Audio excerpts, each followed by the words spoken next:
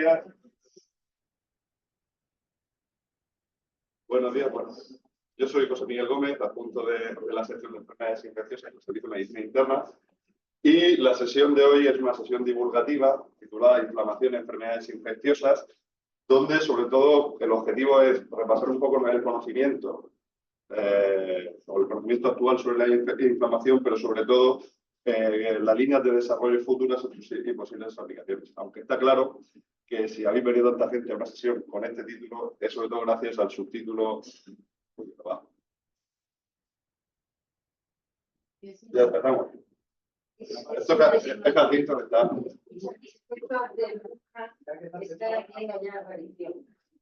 Ahora, gracias al subtítulo, sé cómo trataremos a María Jesús y a Francisco cuando ingresen en un futuro todavía muy lejano. Muy bien.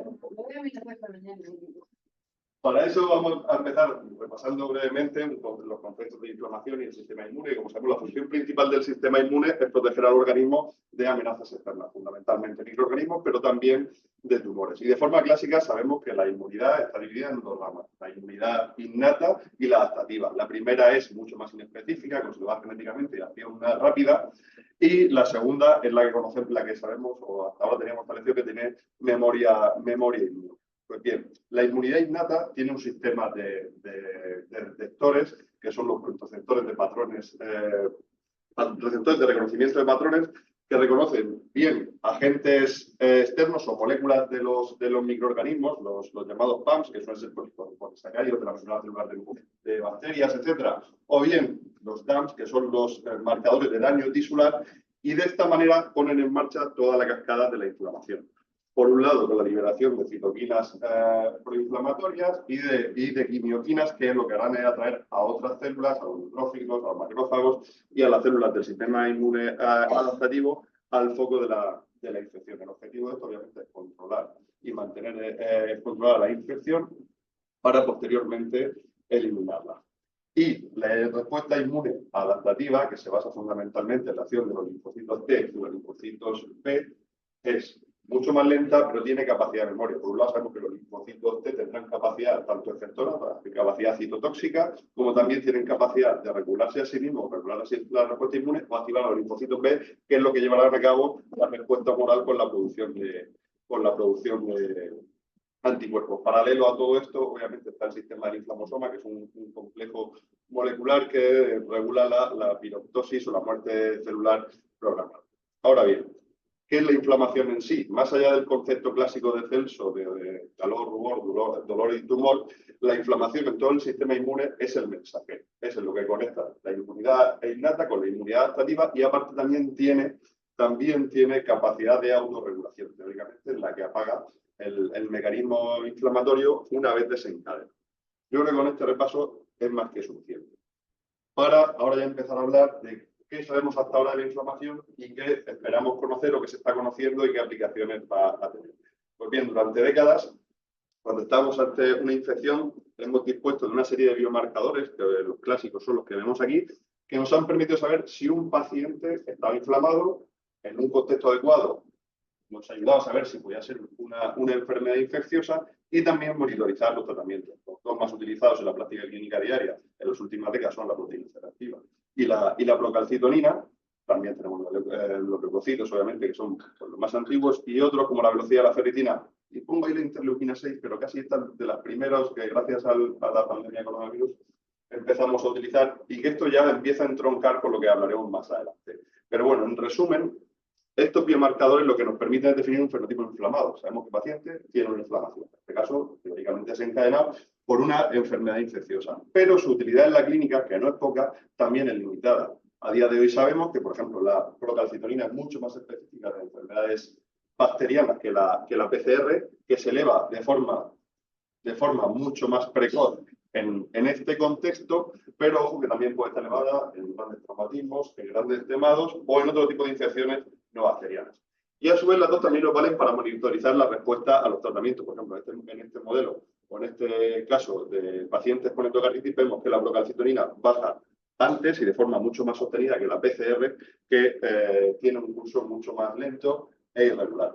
A pesar de todo, pues los clínicos somos conscientes de las limitaciones de estos biomarcadores. De hecho, esto se ha constatado en estudios. Por ejemplo, este estudio relativamente reciente, publicado en New England, que a una serie de pacientes o pacientes que ingresan por una supuesta causa infecciosa la ponen en manos de dos grupos de médicos. Uno a los que solo le dan la procalcitonina inicial y después van a seguir su tratamiento antibiótico, van a ir el inicio y el fin del tratamiento antibiótico por factores clínicos, y otros a los que le dan un valor inicial de procalcitonina y luego diariamente valores también de procalcitonina para dirigir la duración del tratamiento antibiótico. Bueno, pues se ha visto que independientemente de la procalcitonina que queremos la vez, seguimos poniendo la misma cantidad de antibióticos y la misma duración de días.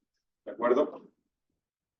Sin embargo, el gran cambio de paradigma de los últimos años ha venido de la mano de la biología molecular. Esto ha sido como el paso del Windows 95 al ChatGPT, porque los desarrollos de las llamadas ciencias ómicas, de las que ahora hablaremos, nos han permitido disponer de una red o estudiar en la red inflamatoria de manera mucho más compleja y tener muchos más datos analizados, sobre todo por computación avanzada, que nos están dando información no ya de que un paciente esté inflamado, sino cómo se inflama o qué vías son las que no funcionan bien o sobre las que podemos actuar en estos pacientes. Y esto es lo que se va a centrar el resto de la sesión. Muy bien.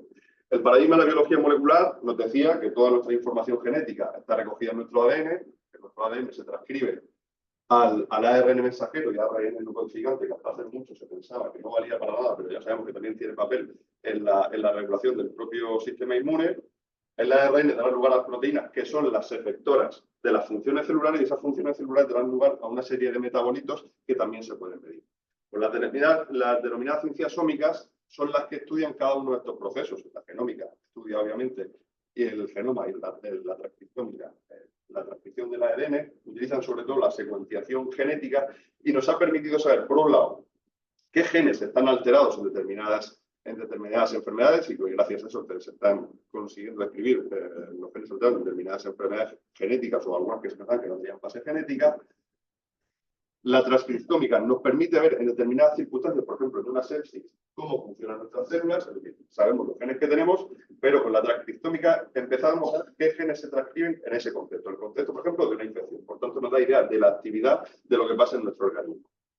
La proteómica, por su lado, ve qué proteínas se expresan por la transcripción de esos genes y nos está permitiendo elaborar o detectar nuevos biomarcadores de enfermedad, bien de infección o bien de inflamación. Y por último, la metabolómica, que mide esos metabolismos producto de las funciones celulares, nos permite dos cosas. Por un lado, valorar la respuesta a los tratamientos en función de cómo van evolucionando estos metabolitos, o bien hacer un diagnóstico precoz de determinadas enfermedades metabólicas. Junto a todo ello, la epigenética también nos ha permitido conocer cómo las infecciones u otras agresiones externas pueden modificar el ADN sin cambiar su secuencia, con pequeñas modificaciones como el acortamiento de telómeros, las metilaciones, que también tienen a día de hoy gran importancia en la regulación de la respuesta inflamatoria. Hay otras muchas ómicas, pues las que no me voy a meter, porque estas son las principales, las que a día de hoy están más desarrolladas y las que nos interesan para la sesión de hoy. Y bueno, ¿qué nos han permitido estas ciencias ómicas con respecto a lo que sabíamos hasta ahora de la inflamación? Pues bueno, nos han permitido elaborar lo que se ha denominado los endotipos inflamatorios. Con este estudio se ve bastante claro. Este es un estudio que incluye casi 500, bueno, sí, no está con esto, cuando explique. Este estudio incluye a casi 500 pacientes sépticos de muy distinta procedencia, tanto área geográfica como características basales de los pacientes, y además de medirles los biomarcadores clásicos, la proteína C reactiva, el lactato, escalas pronósticas como el SOFA o el QuickSOFA, mediante técnicas de transcriptómica ven cuáles son los genes que empiezan a activarse en estos pacientes o a transcribirse en ARN y cuáles son las consecuencias. Y con todo eso, con un análisis estadístico muy avanzado, definen 4 inmunotipos o 4 endotipos inflamatorios. Por un lado, los denominados pacientes inmunocompetentes, que tienen su perfil de citoquinas, etcétera, etcétera. Otro perfil de pacientes inmunometabólicos, aquellos que hay un gran nivel de productos de metabolismo oxidativo que es perjudicial para la célula. Aquellos inmunosuprimidos, es decir, el sistema inmune no tiene una respuesta eficaz para eliminar el microorganismo. Y por último, los que tienen una hiperinflamación.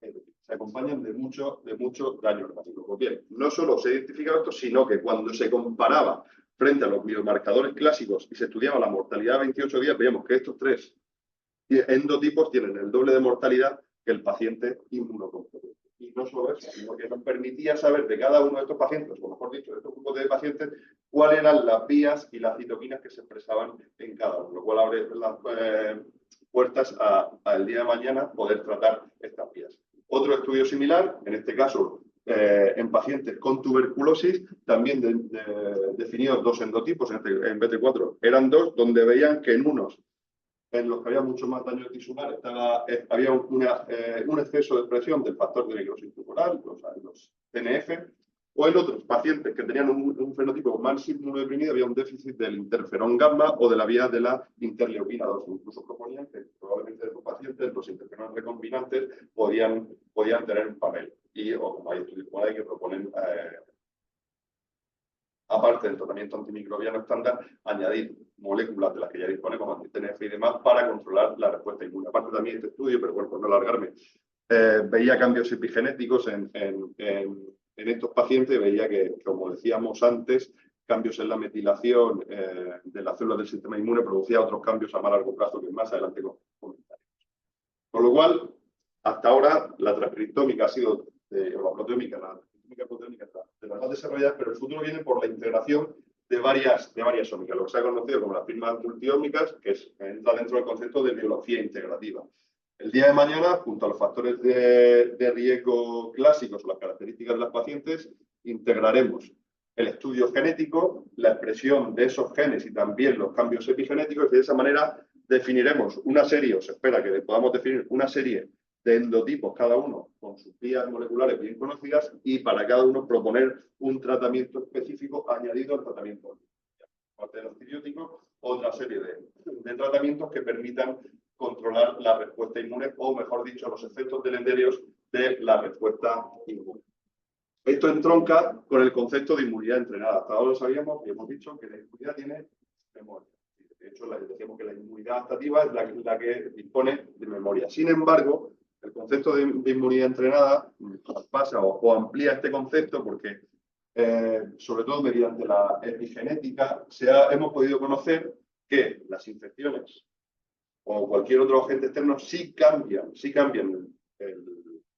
el ADN de nuestras células, en este caso de las células del sistema inmune innato, de manera que aunque el agente agresor, el microorganismo, sea eliminado, queda una activación de bajo grado de genes y ARN proinflamatorio y en determinados pacientes, incluso aparentemente sanos, va a generarse una inflamación persistente de bajo grado que a veces hay algunos marcadores de los que disponemos a día de hoy que pueden detectarlo, pero en general por la clínica del día a día o el seguimiento no lo hacemos. Esto lleva a explicar la determinada inflamación persistente que se asocia claramente a daño crónico, como veremos en determinados modelos que estamos casi. Hasta ahora pensábamos que eran los factores tradicionales, pues como la dieta, la obesidad, la inactividad física, la alteración del microbioma, lo que nos llevaba a esa inflamación de bajo grado, pero tenemos evidencia suficiente, gracias a la ciencia sómica, que la persistencia de activación de estos genes después de una agresión, incluso resuelta esa agresión, como puede ser una infección, llevan a mayor daño orgánico. Por ejemplo, está muy establecido en el mundo, en la infección por VIH, como esta inflamación de bajo grado, incluso cuando los pacientes están adecuadamente suprimidos con tratamiento, genera arteriosclerosis acelerada y lleva a mayor riesgo cardiovascular. Los pacientes de VIH prácticamente viven lo mismo que el resto de la población general, pero tienen mayor riesgo cardiovascular y se infartan antes, o alteración del sistema inmune que aumenta el riesgo de las neoplasias no definitorias de SIDA. Esto también, por ejemplo, está en la base de la famosa COVID persistente, long COVID o COVID prolongado, en el que hay estudios que han puesto sobre la mesa que pacientes que han pasado una infección por coronavirus, incluso a veces infecciones por un pelín tontorronas, no como aquellas de las primeras oleadas que veían con neumonías catastróficas, tienen o persisten con inflamación o activación de este tipo de genes proinflamatorios que producen sobre todo disfunción endotelial. Hay un problema endotelial y serían los que explicarían muchos de los síntomas del COVID inflamatorio. Y esta base está también no solo en los problemas de las enfermedades infecciosas, sino que parece sería la base de enfermedades neurodegenerativas, de la osteoporosis o determinadas enfermedades autoinmunes o de la esfera psiquiátrica. Pues muy bien, hasta ahora sabemos que estos avances en biología molecular nos han permitido conocer mejor el sustrato de todo esto, pero podemos hacer algo. Pues bueno, también están abriendo el camino a nuevas terapias. Para eso quiero hablar muy brevemente, sin enrollarme mucho, de la fase de resolución de la inflamación. De ahora se pensaba, el pensamiento clásico se pensaba que la inflamación se apagaba sola. Extinguido el estímulo, pues poco a poco la producción de citoquinas proinflamatorias iba bajando y esto se iba apagando. Pero sabemos, sobre todo gracias a estas ciencias, que no, que la resolución de la inflamación también es un proceso genéticamente programado. De hecho, la lipidómica y la metabolómica han permitido conocer que nuestros macrófagos, fundamentalmente son los macrófagos, producen una serie de mediadores lipídicos pro-resolución, que reciben el nombre de resolvinas, maresinas, protectinas, etcétera, que incluso empiezan a ya producirse en fases iniciales de la inflamación y que se encargan de reprogramar todo el sistema genético para frenar ese exceso de inflamación. Lo que pasa en determinadas personas, la cosa se va de manos y hay un exceso de inflamación o un defecto de inflamación. Y esto ha abierto la puerta a lo que se llama, o se conoce como farmacología de la resolución. Aquí voy a traer un par de estudios a nivel experimental, pero que son bastante interesantes. Por ejemplo, este es un primer modelo, es un modelo murino de producir peritonitis en animales de laboratorio. Se le inyecta una sustancia que es el zimosan, esto da lugar a peritonitis, y se usa un segundo brazo al que también se le produce la inflamación y se le da un cóctel de una mezcla de estos denominados marcadores lipídicos pro-resolutivos, esas maresinas, protectinas, etcétera, y ve cómo en los pacientes que se le da este cóctel de lípidos pro-resolutivos hay un 75%, se acelera en un 75% la resolución de la inflamación sin acompañarse de inmunosupresión. Hasta ahora, por ejemplo, los mecanismos antiinflamatorios o los fármacos antiinflamatorios que teníamos, por ejemplo, los corticoides, pues es como echar un cubo de agua sobre un fuego. Te lo paga absolutamente todo, pero también, sobre todo cuando se usaban adecuadamente, tenía su peaje. Podían inmunosuprimir al paciente o tenían mayor riesgo de determinadas infecciones u otras complicaciones a posteriori. Estos hallazgos, que decían un modelo murino de peritonitis, y esto quiere avanzar, también se ha visto en otras enfermedades, como por ejemplo el dengue, en el que activando con otra molécula sintética la vía de la anexina, conseguíamos disminuir los efectos deleterios de la inflamación, disminuir la permeabilidad vascular, la activación de neutrófilos, y todo ello sin afectar a la capacidad de eliminación del virus, de aclaramiento viral. Por tanto, lo bueno que tienen estas moléculas, lo que nos anticipa es que, junto con el tratamiento antibiótico antimicrobiano de turno, podemos controlar los efectos deleterios de la inflamación o desactivarla sin afectar a la capacidad de nuestro sistema inmune de protegernos o eliminar el microorganismo. Pero bueno, estos son modelos animales. ¿Qué tenemos a día de hoy en el cambio de sitio? ¿Qué tenemos a día de hoy con ensayos clínicos en humanos? En ensayos clínicos en humanos, pues de momento muy poca cosa. Estos son los dos únicos estudios que hay en humanos, no hay modelos animales, donde se le dan estos complementos o estos lípidos proresolutivos, que son unos derivados de los ácidos grasos omega 3, y ven que sí, a nivel molecular hay una serie de cambios que indican que estos pacientes tienen un mejor perfil resolutivo de la inflamación. Ya digo, esto es muy poca cosa, son ensayos clínicos muy pequeños, incluso no controlados. Sin embargo, a día de hoy ya hay registrados cerca de 40 ensayos clínicos con nuevas moléculas de síntesis que están intentando profundizar en esta vía. Por tanto, probablemente el día de mañana el gran cambio de paradigma que esto supone es que no solo trataremos o daremos de la agenda antimicrobianos, sino que intentaremos tratar las vías de la inflamación. Y esto, para cerrar ya la sesión, es lo que nos va conduciendo al modelo de medicina de precisión que todos hemos usado hoy, que lo que propugna su base es que integraremos distintos modelos o todas estas técnicas las iremos integrando junto con los métodos que ya tenemos y junto a la clínica. Así tendremos un primer nivel, cuando llega por primera vez el paciente, el clásico paciente que llega a urgencias, que tendremos que, hacer la historia clínica. Como siempre, dispondremos de la analítica básica que nos va a permitir saber si ese paciente está inflamado o no, o si esa inflamación viene de una infección, para luego ya con un paciente hospitalizado con un estudio posterior en consultas, mediante la transcriptómica, ver esa inflamación, cómo funciona, o en esos pacientes, qué está funcionando bien o mal. En un tercer nivel, tirando de lipidómica y metabolómica, saber cuáles son los efectos a nivel celular de lo que estamos haciendo, o bien de esa infección, o bien del tratamiento que estamos dando, y valorar la respuesta de nuestros fármacos. Y por último, todo esto integrarlo para las decisiones clínicas con nuestros fármacos, con nuestros pacientes. Por tanto, y en definitiva, para terminar, antes de las conclusiones típicas, me gustaría acabar con esta reflexión, que es que la medicina de la generación Z, la medicina que viene, aunque todo esto apunta a que viene en un futuro, no consiste en sustituir la clínica por algoritmos, sino intentar integrar los conocimientos de la biología con el análisis complejo de datos y la experiencia de cada uno para intentar entender qué inflamación estamos tratando y cómo debemos tratarla, y sobre todo que la inflamación ya deja de ser un síntoma inespecífico para convertirse en una diana terapéutica que podemos medir, modular y en última instancia resolver. Y nada más. Muchas gracias.